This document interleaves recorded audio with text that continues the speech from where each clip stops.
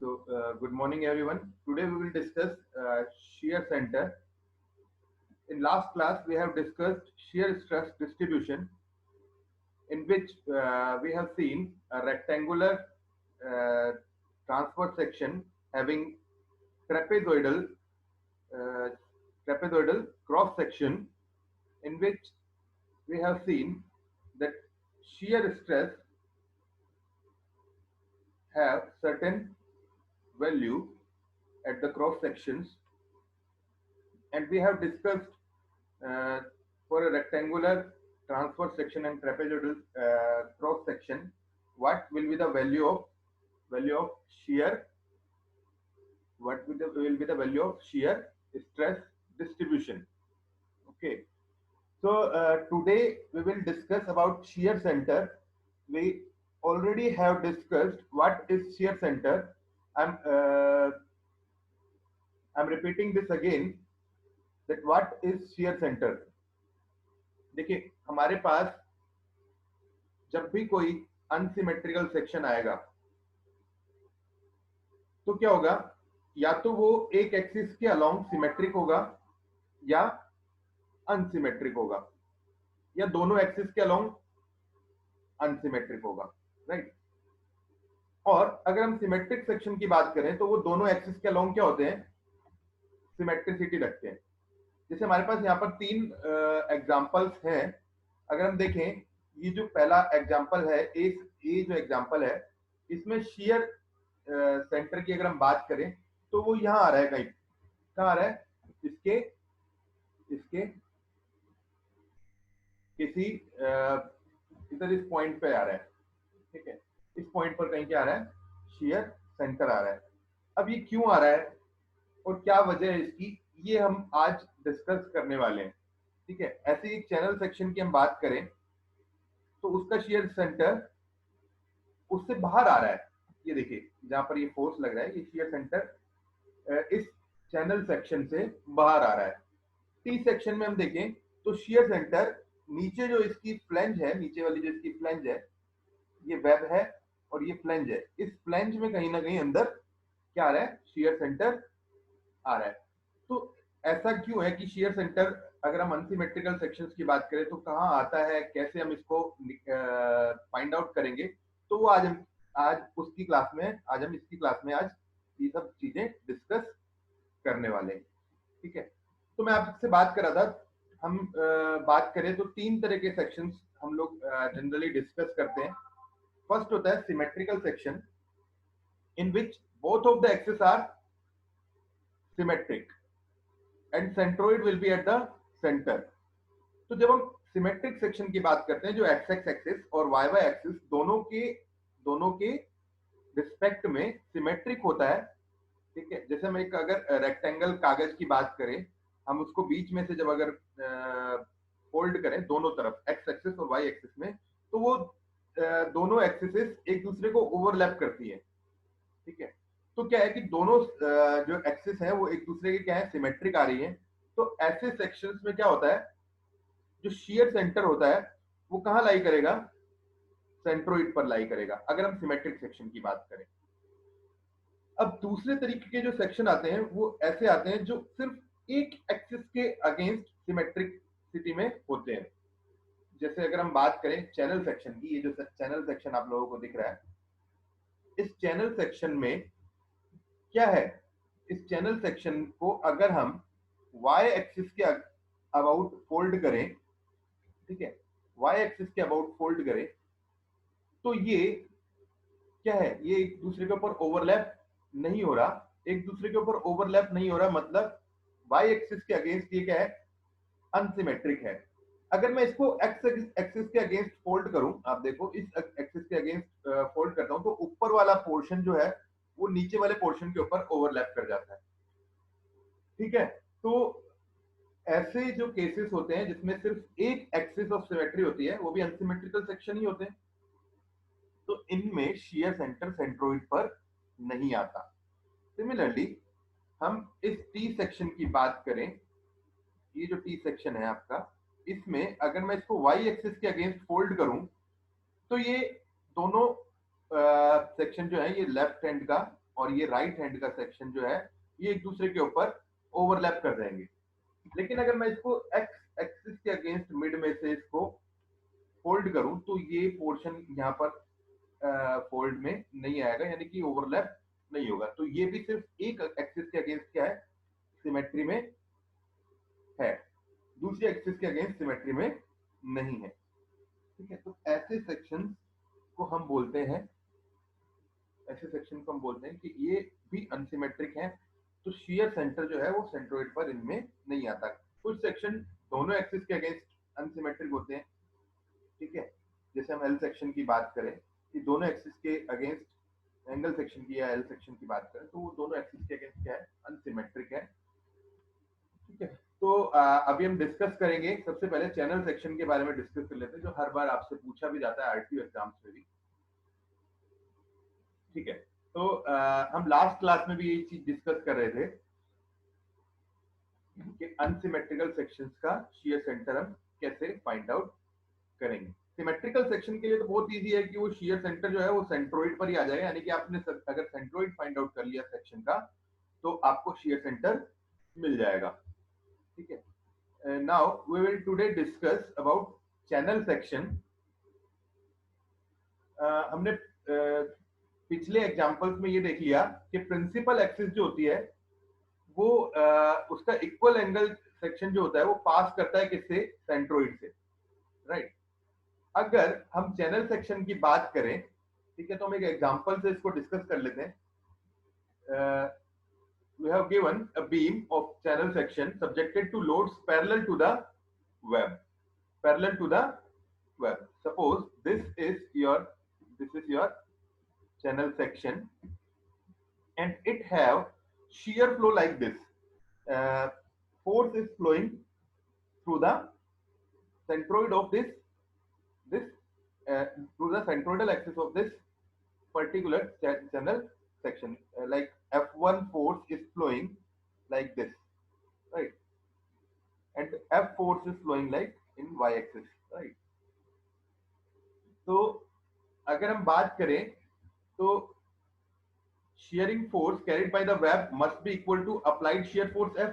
अगर हम वेब की बात करें तो इसमें क्या है, F फोर्स जो है shear फोर्स की तरह वर्क कर रहा है, F फोर्स जो है वो shear फोर्स की तरह वर्क कर रहा है। और अगर हम फ्लैंज की बात करें तो इसमें हमने मान रखा है कौन सा फोर्स shear फोर्स की तरह फ्लो कर रहा है, F1 फोर्स।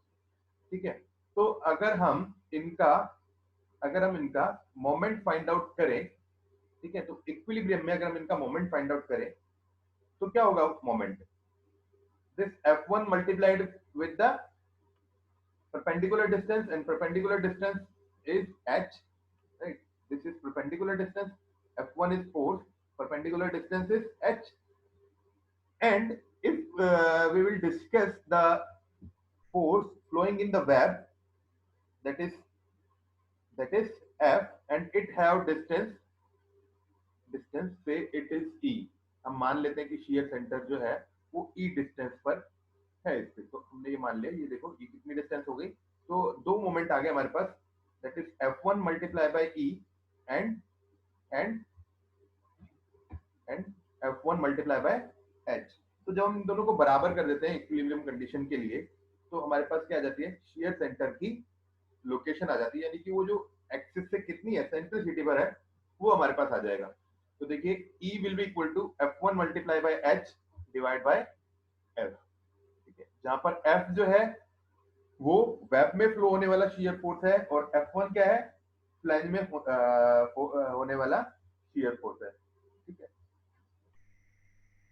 ओके, ठीक है। अब हम एक एग्जांपल ले लेते हैं, ये हमने वापस उसी चैनल सेक्शन को ले लिया।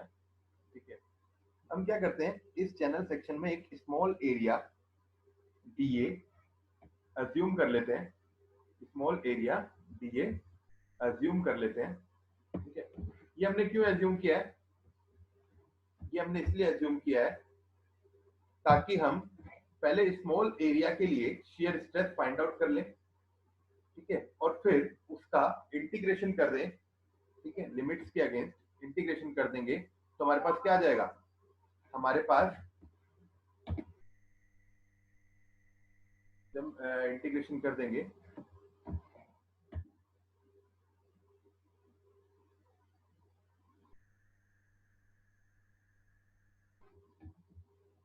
एक मिनट होगा।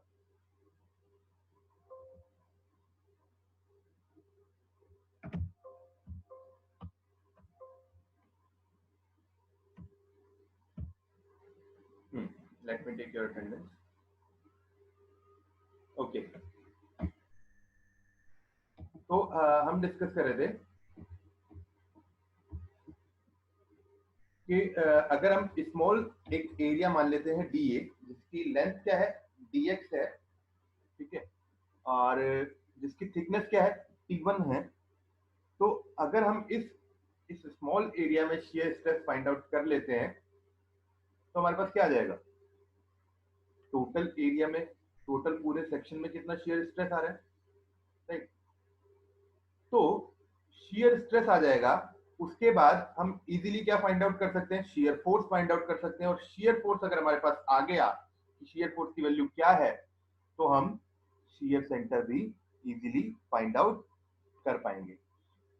ठीक है, तो सबसे पहले हम एक स्मॉल एरिया मान लेते हैं जिसका एरिया है डी ए, और उसकी मैंने जो विड्थ मानी है वो कितनी है, डी एक्स है, और इसकी जो थिकनेस है वो कितनी है, टी वन है। ठीक है, तो हमने देख लिया कि फिगर में एक पूरा चैनल सेक्शन है जिसकी फ्लेंजेस की जो विड्थ है वो है b into T one. B is width and t one is their thickness. And जो वेब है उसकी हाइट है h और उसकी थिकनेस है, इसने मान रखी है T2। ठीक है, तो शियर फोर्स जो हम मान के चल रहे हैं कि F is applied shear force vertically downward, ठीक है, and shear force in the web will be equal to what, upward, right, will be equal to upward F। और फ्लैंज में हमने शियर फोर्स हमने माना क्या है, F1 है, ठीक है, जो हम पहले भी मान चुके थे। तो शियर स्ट्रेस डिस्ट्रीब्यूशन हमने लास्ट क्लास में डिस्कस किया था। शियर स्ट्रेस क्या होता है, शियर स्ट्रेस होता है आपका, अगर हम किसी एज से निकालते हैं तो F multiply bye A multiply by Y bar divide bye I multiply by T। ठीक है, ये हमने लास्ट क्लास में डिस्कस किया था, शियर स्ट्रेस डिस्ट्रीब्यूशन जब हम पढ़ रहे थे। हालांकि ये टॉपिक आपका स्ट्रेंथ ऑफ मटेरियल का था, लेकिन फिर भी हमने इसको डिस्कस किया ताकि आपके पुराने कंसेप्ट जो है वो वापस रिवाइव हो जाए। ठीक है, तो ये हमने लास्ट क्लास में डिस्कस किया था। मैं आपको दोबारा भी दिखा दूंगा अभी थोड़ी देर में कि हमने निकाला कहाँ से। तो शियर स्ट्रेस डिस्ट्रीब्यूशन से हमारे पास क्या आ गया, shear stress in flange at a distance of x from right hand edge will be equal to F A Y bar divide by I x X. अब आपको पता है ये जो एक्सिस है, वन एक्सिस सिमेट्रिक है एक्स एक्सिस के against, तो हमने न्यूट्रल एक्सिस यहाँ पर लिख ली X X multiply by T. ठीक है, मल्टीप्लाई बाय टी। अब एफ जो है हमारा वो अप्लाइड शियर फोर्स है। हम इस स्मॉल एरिया के लिए अगर शियर स्ट्रेस निकालें तो सबसे पहले हमें क्या निकालना होगा, इसका first moment of area, that is because we have to find out a Y bar, right.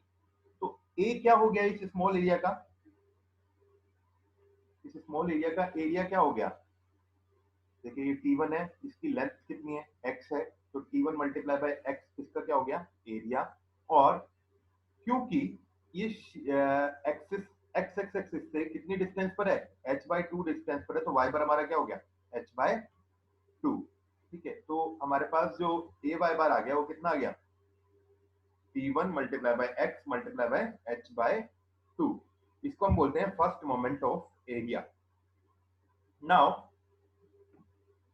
thickness of the flange is suppose t and t is equal to t1। यहाँ पर जो t है, यहाँ पर क्या है, ये जो t हमको यहाँ पर लेना है, ये t यहाँ पर कितना है, हमें दिया हुआ है थिकनेस, हमने मान रखी है t1 है, और वेब की थिकनेस कितनी है, t2। फ्लैंज की t1 और वेब की कितनी है, t2। तो अब हमारे पास थिकनेस ऑफ फ्लैंज हम यहाँ पर रख देंगे, तो हमारे पास शियर स्ट्रेस आ जाएगा, shear stress will be equal to f multiply by x divide multiply by h divide by 2ixx।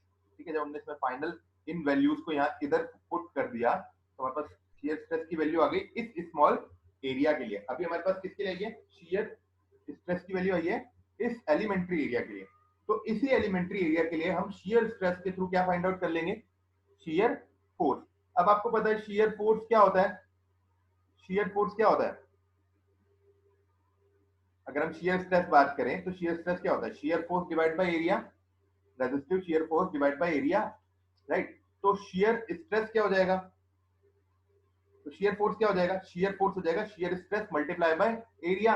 Area क्या है इस एलिमेंट्री एरिया का, एलिमेंट्री सेक्शन का, डीए, ठीक है। तो एलिमेंट्री का एरिया कितना है, डीए, तो आपके पास शियर फोर्स कितना आ जाएगा, क्यू मल्टीप्लाई बाय डीए। और डीए क्या है, डीए है T1 मल्टीप्लाई बाय dx, है ना, T1 मल्टीप्लाई बाय dx। तो ये हमारे पास क्या आ गया, Q dot DA is equal to Q dot T1 dot dx। अब हम टॉप फ्लैंज पूरे के लिए अगर इस स्मॉल सेक्शन को के थ्रू शियर फोर्स निकालना चाहे तो हम क्या कर देंगे, इसका इंटीग्रेशन कर देंगे 0 से b तक, क्योंकि इसकी पूरी वेट कितनी है, b है। अभी हम देखिए ये छोटा एरिया है, इसको अगर हम 0 से b तक इंटीग्रेट कर देंगे तो हमारे पास पूरा एरिया आ जाएगा। ऐसे हमारे पास इसका फोर्स आ गया, तो उस फोर्स को हम कहां से कहां तक इंटीग्रेट कर देंगे, 0 से b तक, तो हमारे पास क्या आ जाएगा, पूरी टॉप फ्लैंज का क्या आ जाएगा, शियर फोर्स आ जाएगा। तो टॉप फ्लैंज का शियर फोर्स कितना हो जाएगा, 0 to b integration q dot t1 dot dx। b क्या है वहां पर, width of breadth of flange, right? So finally, if F1 is the force in top flange, then we will have F1 is equal to integration of 0 to b f x t1h divided by 2ixx dot dx। यहाँ से ये हमने q की value यहाँ से रख दी है, ये हमारे पास q की वैल्यू यहाँ पर आ गई थी fxh divided by 2ixx। यहाँ पर जब हमने रखी तो हमारे पास क्या आ गया, हमारे पास आ गया F1 की वैल्यू। तो F1 की हमारे पास यहाँ फाइनल वैल्यू आई है ft1h divide by ixx multiply by b square divide by 4, right, b square divide by 4। ये जो हमने इंटीग्रेशन किया फाइनल और लिमिट रख दी b 0 से b तक, तो हमारे पास क्या आ गई, ये फाइनल फोर्स की वैल्यू आ गई किसमें, इन टॉप फ्लैंज, ठीक है। नाउ अब आप हमने ये अभी डिस्कस किया था, जब हम मोमेंट की बात करें तो मोमेंट इक्विलिब्रियम से we will have F multiply by E is equal to F1 multiply by H। ये हमने यहाँ डिस्कस किया था, देखिए F multiply by E is equal to F1 multiply by H for equilibrium condition, from where E is equal to F1 into H divide by F। Okay, so when we put this value of F and F1 here, we will have E is equal to T1 B square H square divided by 4 IXX। यहाँ से हमारे पास E यानी कि eccentricity कहाँ से, Y axis से eccentricity किसकी मिल गई, शियर सेंटर की एसेंट्रिसिटी हमारे पास यहाँ से आ जाएगी। इसको हमने और सॉल्व कर लिया, तो जब हमने इसमें IXX निकाल के डाला, IXX की वैल्यू क्या हो जाएगी आपकी, बताइए टोटल IXX क्या होगा आपका, IXX निकाल सकते हैं ना हम लोग, IXX क्या हो जाएगा, देखिए सबसे पहले हम नीचे वाली फ्लैंज का निकाल लेते हैं या वेब का निकाल लेते हैं। तो वेब के लिए हमारे पास थिकनेस कितनी है, T2, ठीक है। तो इसका IXX क्या हो जाएगा, बताइए, D D क्यूब अपॉन 12, तो B कितना है T2, D कितनी है H का क्यूब डिवाइड बाई 12, तो कितना हो गया T2 H क्यूब अपॉन 12। ये तो हमारे पास वेब का आ गया, किसका आ गया, ये किसका है, ये वेब का है, IXX किसका है, ये वेब के लिए है, ठीक है। अब हम फ्लैंज का निकाल लेते हैं। तो फ्लैंज के लिए आप देखिए दो फ्लैंज है हमारे पास, ठीक है, विड्थ कितनी है B और थिकनेस कितनी है T1, दो फ्लैंज है तो दोनों का एक साथ मल्टीप्लाई कर दिया हमने, कितना हो गया बताइए, 2BD cube upon 12, right, 2BD cube upon 12, तो हमने कर दिया, कितना हो जाएगा 2BD क्यूब अपॉन 12। अब क्या है, जो एक्सिस ऑफ सिमेट्री है वो सेंट्रोइड पर लाई नहीं कर रही है, तो हमें क्या मल्टीप्लाई करना पड़ेगा, a x y बार का स्क्वायर, ये राइट। तो हम दोनों के साथ ही मल्टीप्लाई कर देंगे तो हमारे पास क्या आ जाएगा, 2 multiply by b multiply by T1 h by 2 का होल स्क्वायर, ठीक है। ये हमारे पास यहाँ से आएगा, क्योंकि हम इसकी तो सिमेट्री इसी पे लाई कर रही है, बट इसकी नहीं कर रही है। फ्लैंज के लिए तो हमको क्या मल्टीप्लाई करना पड़ेगा, 2 मल्टीप्लाई बाय ए, एरिया कितना हो गया, एरिया कितना हो गया, ए वाई बार स्क्वायर हो गया ना, 2 एरिया कितना है, बी इंटू टी वन, ठीक है, बी इंटू टी वन इसका एरिया है दोनों का। तो पहला तो ए वाई बार स्क्वायर हो गया, फिर दोबारा ए वाई बार स्क्वायर हो गया, तो दोबारा भी ए वाई बार स्क्वायर लेंगे, तो ये दोनों के लिए क्या आ गया, 2 into B into T one multiply by H by two, Y bar की वैल्यू क्या है, एच बाय टू, दोनों फ्लेंजेस के लिए। देखिए यहाँ से भी h1 h बाई टू है, यहाँ से भी h बाई टू है वाई बार की वैल्यू, ठीक है। तो ये आपके पास टोटल जो है ये किसका आ गया, ये फ्लेंज के लिए, ये जो आपका ये है ये पूरा किसके लिए आ गया, फ्लेंज के लिए आ गया, किसके लिए, फ्लेंजेस के लिए, दोनों फ्लेंजेस के लिए आई एक्स एक्स की वैल्यू ये है, क्या होती है, आई एक्स एक्स कितना होगा, बी डी क्यूब अपॉन 12, फिर दूसरी फ्लैंज के लिए भी बी डी क्यूब अपॉन 12, लेकिन साथ में क्या आएगा, जब हम पैरेलल एक्सिस थ्योरम लगाएंगे तो ए वाई बार स्क्वायर भी आएगा, क्योंकि सेंट्रोइड से डिस्टेंस पर है दूसरा सेंट्रोइड। अब हम देख सकते हैं कि इसमें जो एक्सप्रेशन में T1 जो है वो बहुत स्मॉल है, थिकनेस वेरी स्मॉल है, थिकनेस स्मॉल है, तो थिकनेस का स्क्वायर वेरी स्मॉल हो गया, ठीक है, थिकनेस का स्क्वायर क्या हो गया, वेरी स्मॉल हो गया, और जब हम उसका क्यूब करते हैं तो वो क्या हो जाएगा, नेग्लिजिबल हो जाएगा। तो यहाँ पर हमारे पास क्या है, T1 का स्क्वायर है, ठीक है, T1 का क्यूब है, तो हमारे पास ये जो क्वांटिटी है 2b T1 क्यूब अपॉन 12, ये क्या हो जाएगी, नेग्लिजिबल हो जाएगी in comparison to other terms, क्योंकि बाकी सब जगह थिकनेस की सिर्फ वन क्वांटिटी मल्टीप्लाई हो रही है, यहाँ पर क्या मल्टीप्लाई हो रहा है, क्यूब मल्टीप्लाई हो रहा है, तो हमने इसको क्या मान लिया, नेग्लिजिबल, और इसको हमने क्या कर दिया, जीरो के बराबर पुट कर दिया, इसको हमने हटा दिया इसमें से। तो आई एक्स एक्स क्या आ गया हमारे पास, T two H Q upon 12 plus B T one H square divide by 2, तो फाइनल हमारे पास क्या आ जाएगा, H square upon 12 T two H plus 6 B T one, ठीक है, ये हमारे पास, इसको जब हमने सिंप्लीफाई किया और आगे, तो हमारे पास फाइनल आई एक्स एक्स आ गया। इस आई एक्स एक्स की वैल्यू को हम कहाँ रख देंगे, इस एक्सप्रेशन में रख देंगे, E is equal to t one b square h square divide by 4 I x x में। तो जब हमने इसमें रखा तो हमारे पास फाइनल क्या आ गया, 3t1b square divide by t2h plus 6bt1 आ गया। इसको और सॉल्व किया तो bt1 हमारे पास क्या है, एरिया ऑफ फ्लैंज है, और ht2 क्या है, एरिया ऑफ वेब है, तो यहाँ पर हमने इसको भी पुट कर दिया, ठीक है। तो ये हमारे पास फाइनल किसकी वैल्यू आ गई, चैनल सेक्शन के लिए शियर सेंटर अगर हमें फाइंड आउट करना है तो एसेंट्रिसिटी कैसे निकलेगी, तो वो इसकी वैल्यू हमने यहाँ पर एक जनरल एक्सप्रेशन हमने इसमें निकाल के रख दिया, ठीक है। जनरल एक्सप्रेशन हमारे पास आ चुका है। अब देखिए आपके पास जनरल एक्सप्रेशन आ चुका है, E is equal to 3b upon 6 plus AW upon AF। हम एक क्वेश्चन सोल्व कर लेते हैं अभी, ठीक है। उस क्वेश्चन में हमको बस ये फॉर्मूला यूज कर रहे हैं और उसमें से वैल्यू रखनी है। देखिए क्वेश्चन देखिए, आप आपको दिया हुआ है एक चैनल सेक्शन जिसकी फ्लैंज है 6 centimetre multiply by 1 centimetre and web क्या है 8 सेंटीमीटर मल्टीप्लाई बाय 0.5 सेंटीमीटर, और बोल रहे हैं determine the position of its shear centre. हमने शियर सेंटर की पोजीशन हमने यहाँ पर निकाल ली है, 3b upon 6 plus AW upon AF होता है, ठीक है। और आपको दिया हुआ है b इज इक्वल टू कितना है 5.75 सेंटीमीटर एंड h क्या है 9 सेंटीमीटर, T1 T2 दोनों की वैल्यू दी हुई है। T1 आपके पास क्या है, T1 है 1 सेंटीमीटर, T2 आपके पास क्या है 0.5 सेंटीमीटर। तो हम यहाँ पर फटाफट इसमें वैल्यू रख देते हैं और निकाल लेते हैं। देखिए अभी अपन क्या करेंगे, हम इसकी वैल्यू को निकालते हैं, कि मैंने यहाँ पर, अब बताइए E इज इक्वल टू क्या हो जाएगा, E इज इक्वल टू हो जाएगा, देखिए 3b upon 6 plus AW upon AF है, ठीक है। तो 3b क्या हो गया, 3 मल्टीप्लाई बाय b करिए पहले, 3 मल्टीप्लाई बाय 3 मल्टीप्लाई बाय क्या कर दिया हमने, b कितना है, देखिए यहाँ पे b दिया हुआ है आपको 5.75 सेंटीमीटर, ठीक है। तो 5.75 से हमने इसको क्या कर दिया, मल्टीप्लाई कर दिया, डिवाइड बाय क्या है आपके पास, देखिए 6 प्लस 6 प्लस और क्या है ब्रैकेट में AW अपॉन AF। AW कितना है, AW कितना है, देखिए ये ए डब्ल्यू कितना है, ए डब्ल्यू है आपके पास HT2 है ना, और ए एफ कितना है, BT1 है, ठीक है। तो मैं एक बार सारी चीजें क्लियर कर देता हूँ, दोबारा निकाल लेते हैं इसको। देखिए ई क्या है आपके पास,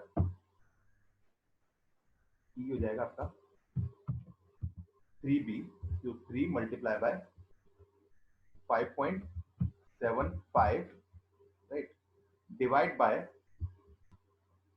6 प्लस ब्रैकेट के अंदर एक चीज और आ गई, A W upon A F. A W है आपका HT2, राइट, HT2, तो हम एक दो ब्रैकेट लगा देते हैं। ए डब्ल्यू क्या हो जाएगा, HT2, H कितनी है 9, ठीक है, 9 मल्टीप्लाई बाय कितना T2, T2 कितना है 0.5, राइट, डिवाइड बाय कितना AF, डिवाइड बाय कितना AF, AF कितना हो जाएगा, area of flange, area of flange हो जाएगा हमारा BT1। BT1 क्या है, B की वैल्यू कितनी है 5.75, तो मैं एक बार दोबारा ब्रैकेट स्टार्ट करता हूँ, 5.75 और किससे मल्टीप्लाई करना है इसको, T1 से ना, तो T1 कितना है 1, ठीक है। ये मेरे पास फाइनल क्या आ गया, E की वैल्यू यहाँ से आ जाएगी मेरे पास, तो मैं फाइनल इसको सॉल्व करूंगा, E की वैल्यू आ जाएगी 2 पॉइंट, करना आप इसको सॉल्व, ठीक है, 543। तो ये बहुत इजी है, अगर आपको क्या मिल जाए, शेयर सेंटर का एक्सप्रेशन आपको पता हो किसी भी सेक्शन के लिए, जैसे हमने भी चैनल सेक्शन के लिए निकाला, सिमिलरली हम एक सर्कुलर सेक्शन के लिए भी अभी निकाल लेते हैं। हमारे पास अभी तो टाइम है, ठीक है, हम फटाफट एक चैनल सेक्शन के लिए निकाल लेते हैं। यह आ जाएगा 2.543 सेंटीमीटर, ठीक है। Okay, now we will discuss about product of inertia of a quadrant of circle about x and y axis, and we will find out the shear center for a quadrant of a circle, right? Location of a shear center for a quadrant of circle, clear? तो हमने एक channel section के लिए find out कर लिया है, हम अब एक क्वाड्रेंट ऑफ अ सर्किल के लिए शेयर सेंटर की लोकेशन फाइंड आउट कर लेते हैं, ठीक है। वही हमको सबसे पहले क्या करना पड़ेगा,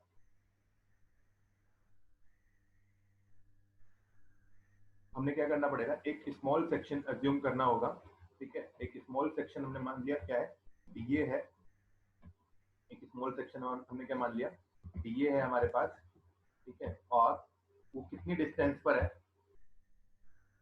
कितनी डिस्टेंस पर है, देखिए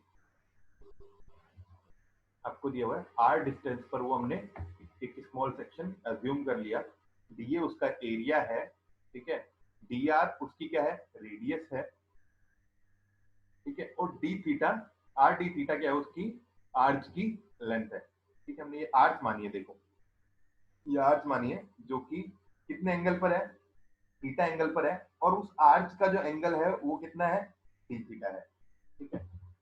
तो ये हमारे पास एक आर्च, हम बोल सकते हैं क्वाड्रेंट ऑफ सर्किल है, ठीक है। ये क्या है, हमारे पास एक क्वाड्रेंट ऑफ सर्किल है, ठीक है, जिसमें एक्स एक्सिस है, ये वाई एक्सिस है, कि पूरी की रेडियस क्या है, आर है।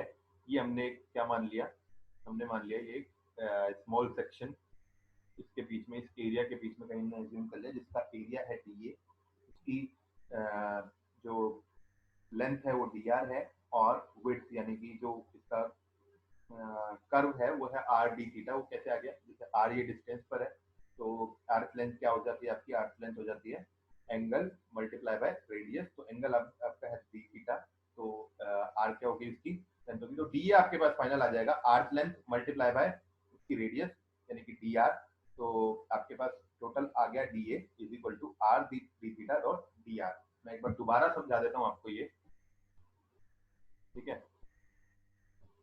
देखिए ये आर डिस्टेंस पर हमने एक डीए सेक्शन ज्यूम किया है, ठीक है, आर सेक्शन पर हमने डीए सेक्शन अज्यूम किया है, ओके। तो ये डी थीटा एंगल बना रहा है, ये पूरा आर्च का जो ये हमने सेक्शन माना है डी थीटा बना रहा है, कहाँ पर, थीटा डिस्टेंस पर, थीटा एंगल पर डी थीटा इसने एंगल बना रखा है।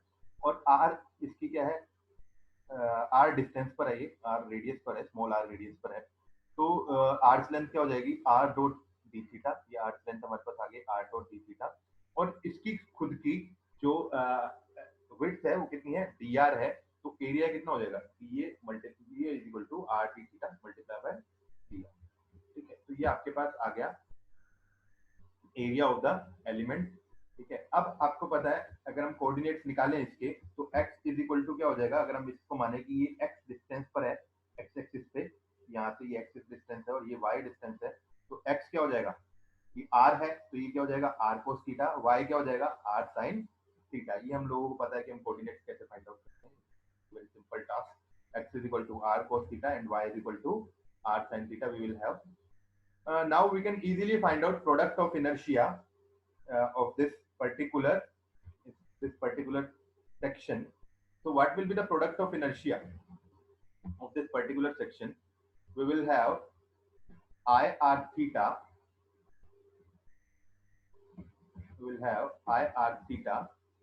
is equal to integration 0 to r, double integration आ जाएगा यहाँ पर, और 0 से पाई बाय 2। इसका पूरे का एंगल कितना है, ये हमारे पास है pi by 2। Quadrant of circle है, क्वाड्रेंट ऑफ सर्किल है, तो ये एंगल कितना होता है, ये एंगल होता है 90 डिग्री, यानी कि पाई बाय 2।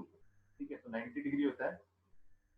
तो हमने यहाँ पर एक डबल इंटीग्रेशन ले लिया, r cos theta dot r sin theta क्या हो गया, एरिया हो गया, एरिया हो गया, एरिया क्या हो गया, x और y, x multiply by y। ठीक है, मल्टीप्लाई बाय dA। ठीक है, तो मल्टीप्लाई बाय डी हमने जब किया, क्या हो जाएगा आपके पास, ठीक है, r d theta dot r। ये हमारे पास फाइनल प्रोडक्ट ऑफ इनर्शिया आ जाएगा। ठीक है, प्रोडक्ट ऑफ इनर्शिया जब आपके पास आ गया, तो इसको जब हमने फाइनली कैलकुलेट किया, डबल इंटीग्रेट किया, तो हमारे पास जो प्रोडक्ट ऑफ इनर्शिया है वो कितना आ गया, r4 डिवाइड बाय 8। ठीक है, तो जब हमारे पास प्रोडक्ट ऑफ इनर्शिया आ गया, हम उसको वापस वहीं रख देंगे, प्रोडक्ट ऑफ इनर्शिया को। यहाँ पर हम जो फाइनल पुट आउट कर रहे थे, ये हमारे पास आई एक्स की वैल्यू रखनी थी। ठीक है, तो हमारे पास ई की एक नई वैल्यू आ जाएगी। ई की जब नई वैल्यू आएगी तो वो क्या हो जाएगा, शियर सेंटर, हम वहां से फाइंड आउट कर सकते हैं। ठीक है, तो ऐसे हम और क्रॉस सेक्शंस के लिए भी शियर सेंटर फाइंड आउट कर सकते हैं। ठीक है, तो ये हमारे पास अभी के लिए इतना ही था। नेक्स्ट क्लास में हम नया टॉपिक स्टार्ट करने वाले हैं। मैं अभी इस मीटिंग को यहाँ पर खत्म नहीं कर रहा, मैं अभी आपकी क्वेरीज दे देता हूँ। ठीक है, तो